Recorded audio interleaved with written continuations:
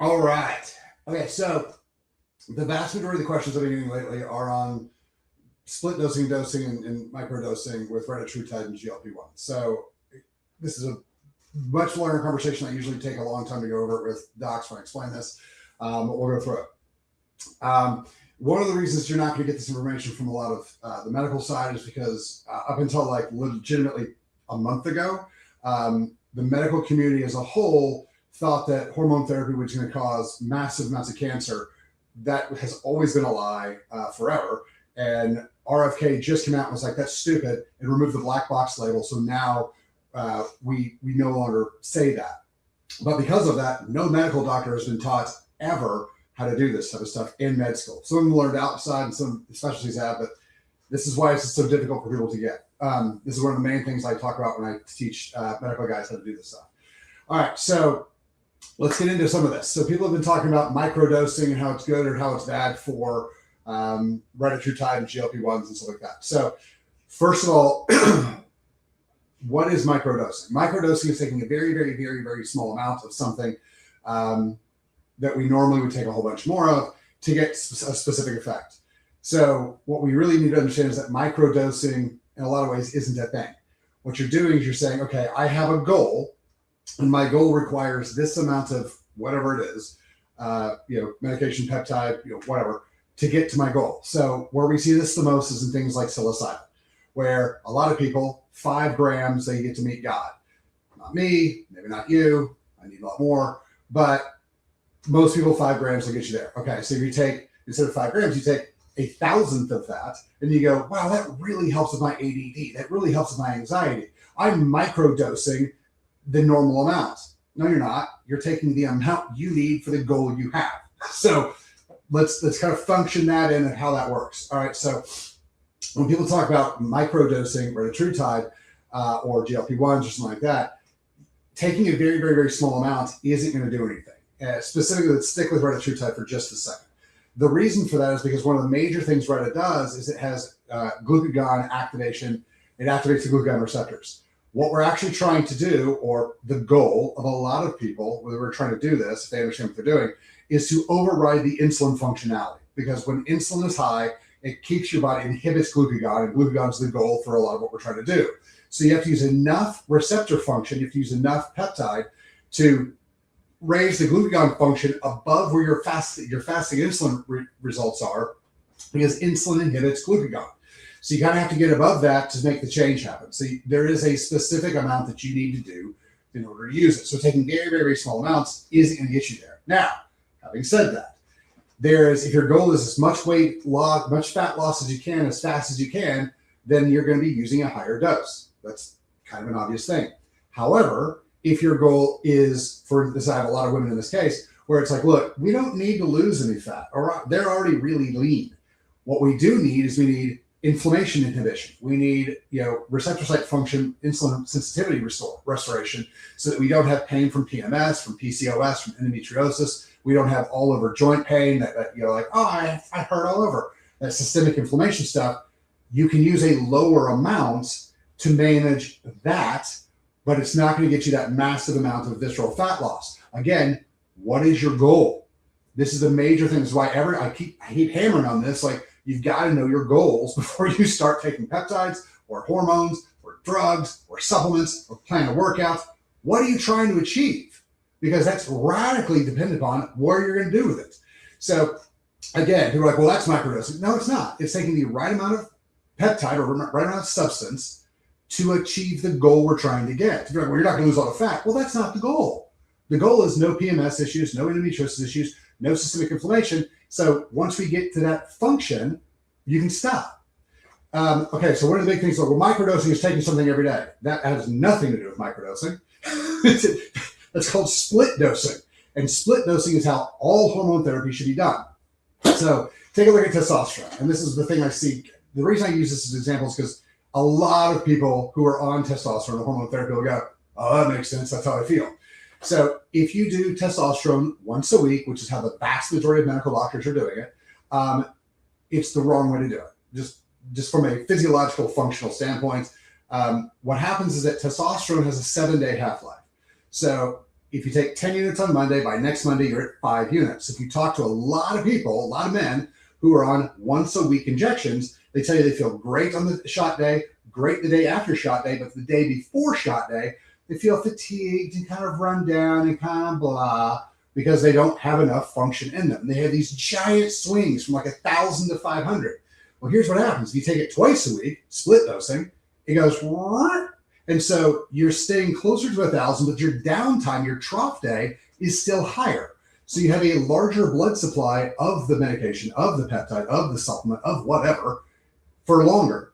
This is how the body really likes stuff. We don't like giant highs and super lows. We like things kind of within a tighter range.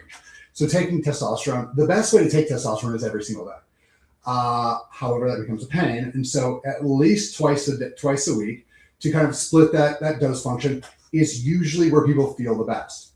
So that's like, I take mine 3 times a week, but that's a giant pain in the butt because you're like, what day am I taking it on? So I don't really recommend that. 2 days or every day is the best for hormone therapy like testosterone. So let's look at Retatrutide. So Retatrutide has about a 6-day half-life. And so what ends up happening is that if you take it once a week, you get this giant spike. And then at the end of the week, you're like you're a little bit less than half of what you had when you started. And so you take another giant hit, and so you go up a little bit higher. What happens in this function, some of this you guys might miss, is you miss steady state. It takes you much longer to hit what's called steady state.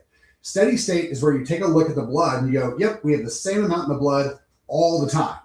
So that's the goal, is to get to steady state. And so as you can understand, taking it every single day, you're going to get to steady state much faster than if you take it once a week, let half of it come out of your body, then you give another giant hit, you come back down to steady state, you go back up, you can see until you like we get that out, and that usually takes 5 to 6 weeks. You can do it in 6 days. What do you want? You want to take 6 weeks to hit steady state, or you want to do it in 6 days? So if you do it every day, you're going to hit steady state much, much faster. So, but again, you can't use the entire 1 week's dose every day. That's obviously not what you're doing. So you have to divide that dose up into a function where it's going to be beneficial for you every day. When you do this, this is, in my opinion, this is the best way to do it because, again, steady state's faster, everything gets there. You have to regulate this not on how much you're taking, but on how you are feeling. Because, and again, I cannot stress this enough, not everyone's body works exactly the same way.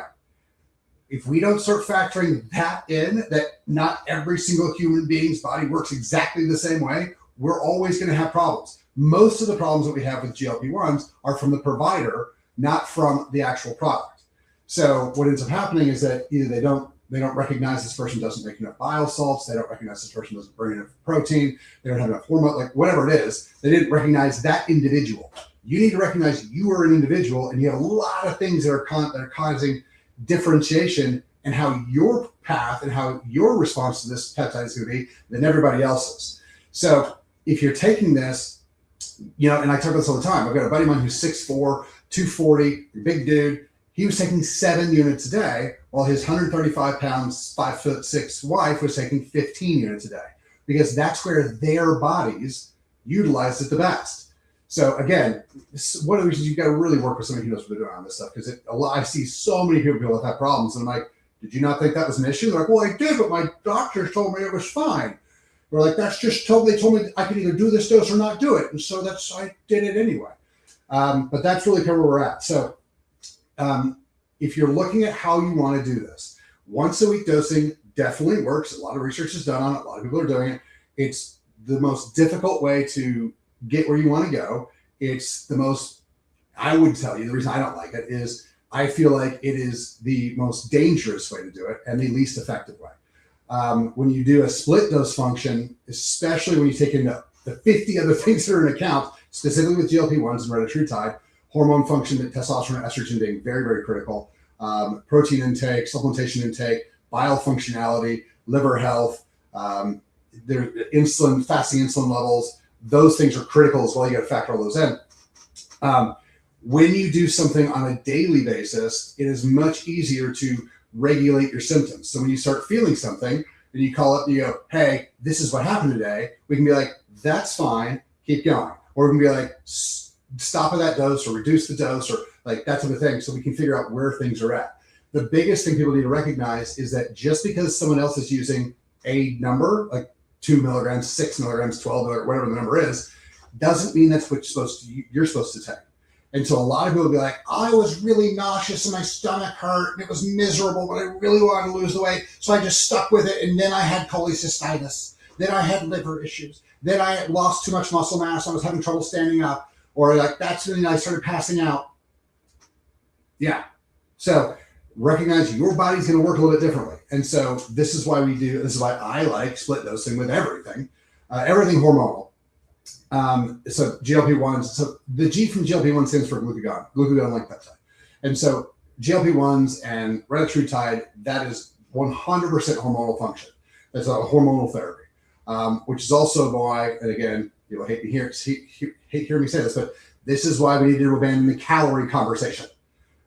The macros you eat, the sugars, the fiber, the protein, the fat, all have hormonal ties. The things you bring in then create a hormonal response within your body that then tells your body what to do. What you're doing with peptides like this, like the GLP-1s and the Retatrutide, is that you're taking control of that food-based hormonal system and you're resetting it the way that's most beneficial to you. If you don't understand that, or your provider doesn't understand that, you're playing with something that you shouldn't probably be playing with. That's why I tell people these are metabolic tools. We shouldn't be giving metabolic tools to people who have never been trained on metabolic function, which is the vast majority of the medical community. Not saying they couldn't, they're all smart enough to do it, like I teach them all the time, but it's just not the way they were taught to do stuff. So, so that's kind of what's going on. But if you guys are looking at this, you're like, well, am I microdosing? But I'm taking it every day. Okay, that's split. Taking things every day or twice a day is technically split dosing. Here's the crazy thing. You can do maximal dosing and microdosing every day. You can do maximal dosing and microdosing once a week or once a month or once a year. The amount you take and how often you take it don't have anything to do with each other. So that's the thing. So people are like, oh, I don't want to microdose. I don't want to take it every day. You're not microdosing. You're trying to achieve steady state as fast and as healthily and as safely as possible. So that's kind of one of those things. So if you've never heard of taking peptides every day, specifically GLP-1s and things like that, you need to kind of look into it. And I would work with somebody who can explain it to you and explain to you how you're going to find out how your body works. Like a lot of times when people work with me, what we start with is I start with the goals call questions. I send this big questionnaire. How do you feel? How do you feel at 2 p.m.? How do you feel at 5 p.m.? At 10 a.m.? How do you feel when you wake up? How's your sex drive? How are your workouts? Like all these things, because the other side of this is, again, how do you know if you're doing good or bad? You have to ask you. You can't look at a blood report and be like, your numbers have come up. You're doing better. How do you feel? Like I tell people all the time, they're like, well, I've lost this. I'm not eating as much. I'm like, okay, great. That's fantastic. How do you feel? And they're like, I feel like crap. I'm like, well, then we need to change something. Flat out. If they're like, oh man, I feel amazing. Great. Let's stay there. So, again, but if you don't know how you felt before, you don't usually have a reference of how you feel now. And you know who's number one at this? Guys. Straight up. As a guy, I can tell you, I have no idea how I felt last week. If I don't write it down, I'm not going to know. And so you write these things down and then you do it sequentially and you go, oh, look, all of my answers are going in the direction I wanted them to go. My fat is going down. My energy's coming up. Yay. My workouts are getting better. My strength is coming up. Those are the directions I'm trying to go. I have no idea how people do this without tracking it. The things you track, you can make better. If you don't track it, there's no chance you're going to be able to make it better because you don't know where you were a week ago, a month ago, 6 months ago. You have no idea. This is why you need to take blood before you do any of these peptide functions. So if you're working with this or you're taking this and you're not taking your blood, you are really, and you haven't done questionnaires, you haven't written down, journaled where you are, and stuff like that, where you're starting, you are really, really, really playing with fire. It's really kind of difficult to do this properly without some type of notes. So start there. If you need to work with somebody, call the office, work with us. So we can do that. There's a couple of guys out who do this pretty well. But you need to make sure that you're doing this right, because what I have seen is a wild amount of variance between what people should be taking and what, because for instance, we've got people who are getting phenomenal results on 1.5 milligrams a week, and other people who aren't getting the results until they get to 5 milligrams a week. So again, that is a 500% difference. Think about that. So If you're not getting the right dose for you, you are not being able to achieve your goals. If you haven't sat down and literally been like, what are my goals? What am I trying to do? If you're like, I'm trying to lose weight, horrible goal. The worst goal in the world is lose weight, because weight is what the scale tells you. Did you lose muscle mass? Did you lose water? Did you lose inflammation? Did you lose fat? Did you lose bone density? Did you lose organ mass? What'd you lose? Just because the numbers change doesn't mean you've moved in the direction you want to go. If you've gained a pound of fat and lost 3 pounds of muscle, you're down on the scale, but you've ravaged your body. You are not going to have the energy. You're not going to have the function. You're not going to have you're not going to look the way you want to look. Like, this is a terrible, terrible thing. So if you're not tracking it, how do you know? And then, because usually people don't know until they get down to the end, and they're like, "Oh, I look terrible, and I can't move very well, and I'm weak, and I'm tired all the time, and I just like, well, you didn't track it, but you know what you did? You lost half the weight you lost was muscle mass, and half was fat. And guess what's going to happen? If you ever come off the stuff, you're going to get fat really fast, because the muscle was what is your metabolism. It is what is using the ATP. So that's the thing. So anyway. If you guys didn't understand any of the stuff I talked about, work with somebody else. Just don't, or you can spend 6 months learning it. It's up to you. But that's the thing. So make sure you're working with somebody who you understand. And here's the deal. Most of the time, you can figure this out in like a month, maybe 6 weeks. Like, the vast majority of people get this all figured out when I work with in about 6 weeks. And then you don't need? You don't have to stay with your provider. Okay, pay for the time to learn. Once you've learned, go do it on your own, which is my goal. So if you guys need any help, get with us. If not, good luck. But this is where a lot of the problems and a lot of the negativity and a lot of the lawsuits and a lot of the stuff's coming from. It's not the peptides are hurting people. It's that they're being used wrong. So, all right, you guys have a fantastic day. If you have any questions, hit us up. Thanks for your time.